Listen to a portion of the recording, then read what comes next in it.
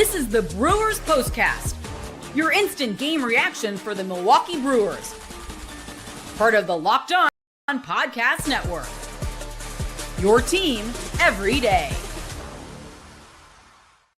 The Milwaukee Brewers with a split decision in the Big Apple against the New York Mets, rolling in Game 1 behind a dominant Freddy Peralta. We'll dive into his numbers and what they did in Game 1 of this doubleheader. But Game 2, not so much. Not so pretty for rookie Jacob Mizerowski, taking his lumps on the mound, and the bats unable to bail him out. After all, he shows he is human after all. A doubleheader split at Citi Field. The Brewers winning Game 1 7-2, losing Game 2 7-3. We're going to break down what went right, what went wrong, as well as get your reaction on the program. As always, thank you for always tuning into the Locked On Brewers postcast. My name is Brandon Snide. You can follow me on X at Brandon_Snide.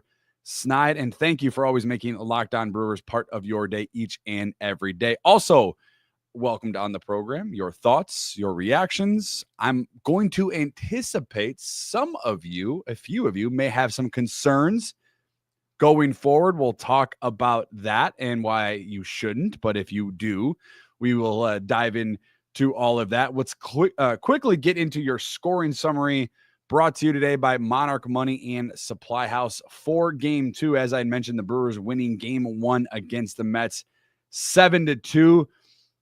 Game 2, a rough start for Jacob Mizerowski, and I think that as great as his story has been in his first 3 starts, where he had a 1.13 ERA, he was 3-0, he had only given up 3 hits, he outpitched Paul Skeens, things were looking up really, really high for Jacob Mizerowski, and he came down to earth just a little bit, and it did not take long in this one, in Game 2 of this doubleheader, for that to come to life. A Brandon Nimmo grand slam, which is really frustrating when you look at the grand slam that Mizerowski gave up in that second inning. He should have been out of the inning, but 2 batters before that. Let's recap that second inning really quick for Jacob Mizerowski. He records the first 2 outs within a handful of pitches in that bottom half of the second inning. And if you're like me and you're watching, you're like, this is basically what we have grown accustomed to. The velo was down a tick. You know, it went down a little further as the inning go, but he threw over 30 pitches in that inning. Gets the first 2 outs, but then he walks the next 2 batters. And after the first walked batter, I started to kind of scratch my head a little bit and kind of tell myself, I hope this isn't, going to be the moment of the game where it kind of derails him. Turned out to be, because he would walk the batter after that. He would then give up a grand slam to Brandon Nimmo out there to right field. That would give the Mets a 4-0 advantage. And then right after Nimmo, Francisco Lindor would come up to the plate and belt a almost 400-foot bomb to right center. That would give the Mets the 5-0 lead. And then it would kind of be a stalemate, right? Mizerowski would come back out in the inning after that. He went 3 2/3 tonight. Christian Yelich and Jackson Chourio going back-to-back. That would lead the score 5-2 with the Mets still out front in that same inning. Joey Ortiz would ground into a fielder's choice. That would eventually score Rhys Hoskins. That would make it 5-3. And then you're thinking, okay, this is a Mets team that has struggled quite a bit. They just got swept by the Pittsburgh Pirates, have not been playing good. Coming into the game tonight, the Game 2, before Game 2 final, again, the Brewers losing 7-3, New York had dropped 14 of their last 17 games. So it's a team where, if you could get on them early, as we saw the Brewers sort of do in Game 1 with Sal Frelick hitting the solo shot in the first inning, it's a team where right now would be the time to jump on them early and take advantage of their shortcomings. Again, not a team that's been playing really good baseball. The Mets, obviously, in Game 2 would jump out ahead of the Brewers, and they would never look back. Later in the 6th inning and the bottom half, Lindor with a single, and then in the 8th inning, Lindor once again with a double to right field that would plate a run.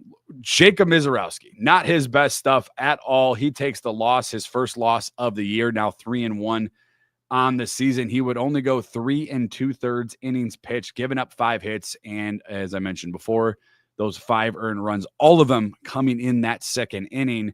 And that kind of takes me to where a lot of people may be concerned, and we'll talk about that and the things you'll be discussing tomorrow on the program. But the Brewers do split with the Mets. The good news, though, for the Brewers, back to game one, they do win game one. They beat the Mets 7-2. Isaac Collins had 4 hits. Joey Ortiz with the grand slam in that one to kind of separate that score for the Brewers. I believe at that point it was a 2-2 ball game when Joey Ortiz knocked in that grand slam in game one. And Freddy Peralta in game one, and I'm probably guilty of this, and we have kind of certainly on my end, and maybe on your end, have kind of crowned Mizerowski as that top dog, and certainly he still has things that he has to work out, and he's learning every game, every pitch, every inning.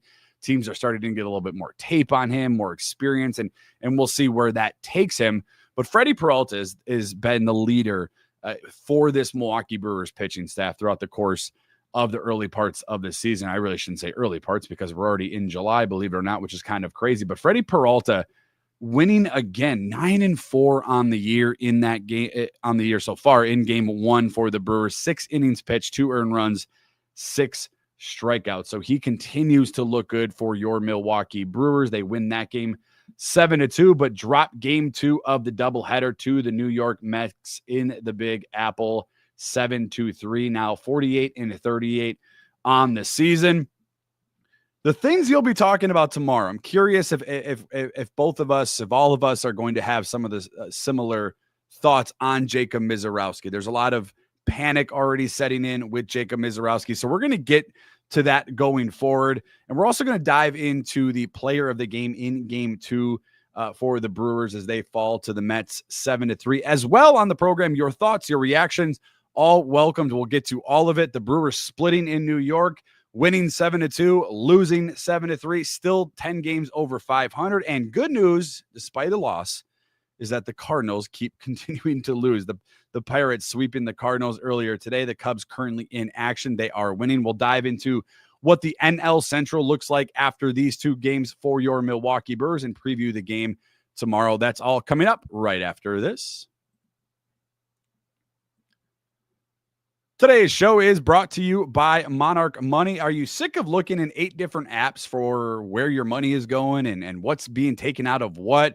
Do you ever wish it felt like it could be a little bit easier for you? And that's whether you're growing your savings account or planning a big purchase. Monarch Money puts you in the driver's seat. It's like having your personal CFO, giving you full visibility and control over your finances. And it's more than just a budgeting app. It's a complete financial command center. You can track all of your accounts, all of your investments, all of your spending in one simple place. So in addition to managing your money, you're also building your own wealth. For me personally, before I downloaded Monarch Money, have always wanted to build my savings account. I love to spend, and stuff comes out of my account, comes out of this account, comes out of that account. Sometimes I'm not even able to track them all at the same time, but that's where Monarch Money has simplified it for me and made it such an easier process. Take control of your finances like me with Monarch Money. Use code LOCKEDONMLB at monarchmoney.com for 50% off of your first year. That's monarchmoney.com, code LOCKEDONMLB for half off your first year. Tonight's program also brought to you by Supply House. Get the supplies you need from the site made for those skilled trades. Supply House, whether you're into plumbing, HVAC, or electrical work, Supply House is the reliable way to order your products online. Their easy-to-use website is packed with helpful resources and the latest product info to help you get the job done right. Plus, with a complete inventory of over 200,000 parts from the top 400 brands, you'll find exactly what you need delivered fast from coast to coast. Join the Trademaster program today at supplyhouse.com/TM. Once again, supplyhouse.com/TM, and start ordering plumbing, HVAC, and electrical supplies with just a few clicks. Plus, you can use promo code SH5 for 5% off your first order. Once again, that is supplyhouse.com. A double-header split for your Milwaukee Brewers in the Big Apple. They beat the Mets 7-2 in game 1 behind Freddy Peralta, 6 strong innings. Joey Ortiz with the grand slam. Isaac Collins had 4 hits. A fall in game 2, however, with Jacob Mizerowski on the mound. His first struggle really as a professional pitcher since he has been called up from Nashville, going 3 2/3 innings pitched in game 2, giving up that grand slam to Brandon Nimmo, a handful of walks as well in that inning, 3 to be exact. And that would be it for Jacob Mizerowski. Wouldn't go long after that, just another inning and 2/3 as he takes the loss, now 3-1 on this season. Prior to the game tonight, Jacob Mizerowski was entering with an ERA of just over 1.13 to be exact. After tonight, after just 72 pitches thrown, 3.20 ERA now for Jacob Mizerowski. However, it was a loss for your Milwaukee Brewers, but we do have a player of the game, and it's going to be a Milwaukee Brewer, and it's going to shock you because the Brewers did not win. But let's get into your player of the game as the Brewers lose 7-3 in game 2 to the New York Mets. This is the Locked On Player of the Game. You could probably look at Brandon Nimmo, right, with the grand slam for the Mets. You could probably look at Francisco Lindor, who hopefully the Brewers didn't wake a sleeping giant, who was 3 for 4 today, and rightfully so. You would be probably right and justified for those two, but it is a Locked On Brewers podcast, and the Brewers lost. However, I'm going to give it to Anthony Siegler, who got his first career major league hit tonight in New York. So congratulations. Just called up, gets his first hit on the road. They saved the ball, made sure we put that in a glass case for Anthony Siegler and the Brewers. Again, with another rookie coming up and trying to make an impact. We'll see what he does going forward for your Milwaukee Brewers. We saw it earlier in the year with Caleb Durbin. Anthony Siegler is going to get my player of the game today. I know the Brewers lost 7-3, but they won 7-2 on the other end. Joey Ortiz with the grand slam probably would have been my player of the game in that game. Freddy Peralta, as I mentioned, was fantastic as well, but he gets my player of the game. Congratulations out to Anthony for his first major league hit of his young career. Your thoughts, your reaction, your opinions, your concerns may be welcomed on the program. We'll get to all of it coming up. We're going to begin with our guy. Let's see here. Let's start with Michael over on YouTube. A big thank you to the Pirates for all of your help with the Cardinals the last few days. As I have mentioned, the Pirates, a little bit of a little hot streak here for the Pirates, 6-0 in their last 6 games at Pittsburgh, and not allowing the Cardinals to score in any one of those 3 games. I'm not sure I have seen that in quite some time. I don't know if I've ever really seen it off the top of my head. I'm sure there probably is, but what a fantastic performance from the Pirates and doing the Brewers a solid as they stumbled in game 2 in New York. As I mentioned, the Cubs currently winning against the Guardians. We'll see where that one finishes up here shortly, but the Cardinals do fall to the Pirates in all 3 games. Nick over on YouTube, part of our everydayers. Thank you for always making Locked On Brewers, Nick, part of your day. Ortiz, player of the game, game 1, and I guess the Miz was due for a rough one. We'll get them tomorrow. I don't have any disagreement with Ortiz being player of the game in game 1. He breaks that 2-2 tie in game 1 against the Mets with that absolute no-doubter to left field. I believe it got cleared the second deck for Joey Ortiz with that grand slam. And it just feels good, right? It feels good because a lot of us have talked about how that's the left side of the infield has been under the microscope all season long, and probably rightfully so. But it really, really feels good. And I really mean this from the bottom of my heart over the last 3 weeks or so, where Joey Ortiz and Caleb Durbin have been providing some offense for this Brewers, and an offense when they need it bad, right? When William Contreras' numbers, and do not look at the trends William Contreras behind the plate, at the plate is producing right now, slowly but steadily trending in the wrong direction. Average, on base percentage, OPS, all starting to come down little by little for William Contreras. You wonder if there's an injury concern still there. Maybe Siegler, maybe he'll get a few starts behind the dish for Contreras and get him a few days off. But it goes back to my point where Nick is making as Joey Ortiz is the game 1 MVP, and I would not disagree. Yeah, I will not disagree. I thought Freddy today also was great, right? I put it on X at Brandon_Snide. The pitch count for Freddy just continues to be really his arch nemesis, right? Like, he doesn't have control issues. He's not giving up a ton of runs or a lot of walks or whatnot.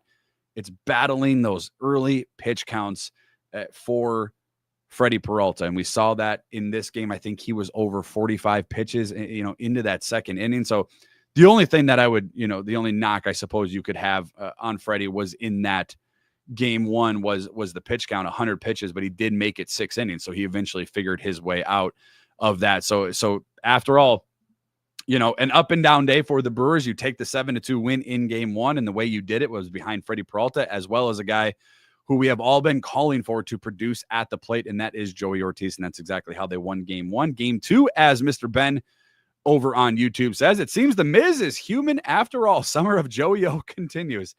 Yeah, the whole Mizerowski thing, and I kind of want to, I appreciate your comment, Mr. Ben, because that's going to bring me into the things you'll be talking about tomorrow, and it really has nothing to do with the scoreboard. It doesn't really have anything to do with, the Brewers winning game one or the Cubs or the Cardinals or the National League Central. And without further ado, let's dive into the things you'll be talking about tomorrow after a Brewers doubleheader split in New York. This is what you'll be talking about. I'm not worried whatsoever. Not one bit of me is concerned about what we had saw from Jacob Mizerowski after 3 2/3, 5 hits, 5 earned runs, and 3 walks. I think the biggest thing for the Brewers really was that inning with Jacob Mizerowski. It shouldn't even have gotten to that point today in the second inning. All 5 of Mizerowski's runs coming in that second inning, it shouldn't even have got to that point. It was self-induced with the 2 walks from Jacob Mizerowski. And the problem is all of them, most of them, at least on Mizerowski's end, coming from the 7, 8, 9 hitters today in game 2. The Brewers winning game 1, 7-2, losing game 2, 7-3. 5 combined runs scored between 7, 8, 9 hitters, 4 combined walks. I mean, that's going to be the difference, where you're not going to be able to kind of climb out of that hole, because despite their struggles, despite their record, despite losing 14 of 17 before winning tonight against the Brewers, your starting lineup of Nimmo, Lindor, Soto, and Alonso at the plate is very, very, very good. And they're not always going to be bad, right? Like the Mets have struggled. They still find themselves 11 games over 500, even with losing 14 of the last 17 games prior to winning in game 2. But if you're walking the 7, 8, 9 hitter a combined 4 times throughout the course of this game, and you're turning that lineup back over to Lindor, who was 3 for 4 today. Juan Soto, who's one of the best hitters in all of Major League Baseball. Pete Alonso, he was 0 for 5 tonight. But those are the things that are going to hurt you. And those are the things that are going to hurt Jacob Mizerowski, and that he's going to have to obviously figure out. And I'm not saying he hasn't figured out. I'm almost positive, that Jacob Mizerowski has identified that he needs to be able to, hone in his control and not allow guys on the base pass, especially going into that second inning where you did it with 2 outs, and you walk guys back to back, and that kind of created your downfall. Then there's an infield hit that was gloved, was attempted to be gloved by Mizerowski, was picked up by Train. They weren't able to get the out. Everybody was safe around the bases, and that's what allowed Brandon Nimmo to come up and hit the grand slam. Jacob, part of our everydayer crew over on YouTube. I'm not too worried about splitting the doubleheader. We just have to take a similar approach at the plate tomorrow like we did in game 1. What happened to the Brewers in game 2 felt like we were watching the Brewers beat the Brewers. Does that make sense? Like taking your walks, as we had mentioned, hitting with guys in scoring position. The Mets today in scoring position, they were 3 for 7 with guys in scoring position. The Brewers 0 for 4. The Brewers left 8 guys on base, 0 for 4 with runners in scoring position. The Mets turning those opportunities into runs, and Francisco Lindor had a lot to do with that. He was 3 for 4 on the day with 3 RBIs. We mentioned his home run. He also had a double and a single and batted guys in. I think the more frustrating part with Lindor was the Brewers had it within 5-3 in the bottom half of that 6th inning. Lindor, who's one of the worst hitters with runners in scoring position, was coming into tonight was a 179 batter with runners in scoring position, was able to squeeze off a hit off of Jared Koenig, who came out of the bullpen in relief. And that, again, made the difference a little bit more for the Brewers, a 3-run difference. It wouldn't maybe have mattered any more than it did or didn't, because they would not score the rest of the game anyway, but it was frustrating nonetheless. So a frustrating one. I'm kind of with Jacob. You just kind of bounce right back tomorrow. My fear, and maybe I'm looking at this, from a pessimistic point of view, I hope he didn't awake a sleeping giant. Like, I hope in game 3 and Jose Quintana, his old team, he'll get the start tomorrow. I hope this wasn't the start of awakening a sleeping giant. The Mets, as I mentioned, have not been playing good baseball whatsoever at all. The Brewers, on the other hand, have been playing really good baseball, a really, really good baseball. We saw it in game 1 with the pitching and the bats. You hope that a team like New York, who has all the star power, all the power in their lineup, after winning tonight and kind of getting things right now, they snapped their 4-game losing streak. You hope that going into tomorrow's game, isn't something that, is kind of going to get them going after winning tonight against the Brewers 7-3. Drum over on YouTube, part of our everydayer crew. He says we need a power bat. I think every team could use a power bat, right, Drum? I think any team in contention, the Brewers still in charge of the wild card right now. They're just a few games back of the National League Central. Of course, they could use a power bat. And who knows? Because there are some good things happening on the back end for this Milwaukee Brewers team. Nestor Cortes tonight in Nashville sat down his first 8 batters, went 3 scoreless. So Nestor Cortes is going to be up here sooner rather than later. Sunday, Brandon Woodruff is going to make his season debut after a handful of different injuries. So the Brewers are getting some pitching relief back. Now, does that mean that they have too many pitchers? And maybe a few of those pitchers, maybe 1 or 2 of those pitchers is going to find their way for a power bat. That's going to be something to kind of keep an eye on as it goes on. Kep, what happened to Miz was so unfortunate to watch, but honestly, I'm glad it happened now and not further down the road in September, where we are finally really fighting for that first place spot. This was bound to happen with Jacob Mizerowski. It happens to everybody. Look what the Brewers did to Paul Skeens not too long ago, about a week, actually exactly a week ago. Kind of the same thing. And I think it'd be more frustrating for Skeens because the Brewers really didn't have a ball, maybe 1 or 2 in that game, leave the infield, but it happens to every pitcher in Major League Baseball. The thing to keep an eye on for Jacob Mizerowski, and I'm glad, to Kep's point, I'm glad that manager Pat Murphy left him in to go back into that 3rd inning. How does he respond? Right? His first 3 starts in the bigs, he had been dominant, absolutely dominant, historically dominant. Had a rough one tonight in New York, giving up those 5 runs over 3 2/3 innings. How does he bounce back in his next start? Does it, waver the confidence that he built up in his first few starts? Those are the things I'd be curious about. I don't think it's going to. I don't think the guy lacks confidence whatsoever. When he can throw it in the triple digits, you're probably not lacking confidence. But I'm curious going forward what that does for Jacob Mizerowski, because Kep, you are right.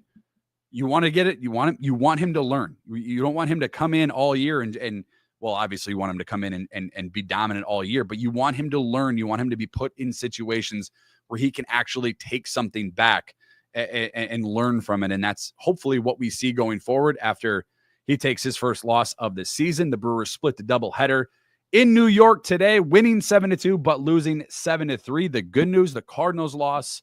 The Brewers are still 10 games over 500, and they have an opportunity tomorrow behind Jose Quintana to take the series win in the Big Apple. We'll break all of it down. My thanks to each and every one of you for always tuning in here on the live Locked On Brewers Postcast YouTube edition. And my thanks, as always, to each and every one of you for always making Locked On Brewers part of your day. Remember, wherever you get podcasts, Apple, Google, Spotify, all those terrific podcast apps, you can get this program wherever you have those apps downloaded, as well as over on YouTube. Just go to the search bar, type in Locked On Brewers, hit that subscribe button, hit that little notification bell, get notified when we go live, and we will go live tomorrow after the series finale against the Mets in New York. Win, lose, or draw, as always, tough one for Jacob Mizerowski in Game 2. The Brewers do take Game 1, but win, lose, or draw, it is always go Brewers. Have a good one, everyone.